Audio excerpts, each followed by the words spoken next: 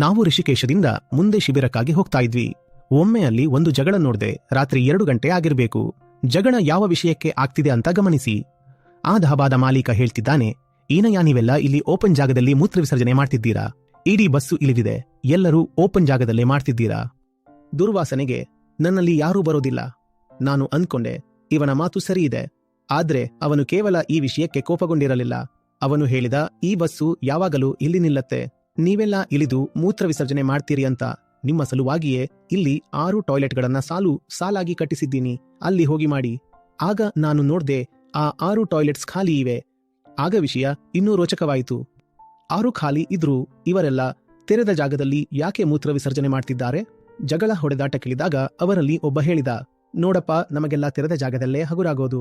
ಈ ರೂಮೆಲ್ಲ ಕ್ಲೋಸ್ ಇದೆ, ಹೀಗಿದ್ರೆ ನಮಗೆ ಬರುವುದೇ ಇಲ್ಲ. ಓಪನ್ ಖಾಲಿ ಜಾಗ ಇಲ್ಲದಿದ್ರೆ ನಾವು ಮಾಡೋದಿಲ್ಲ. ಇದೇ ಅಸಲಿಯತ್ತು.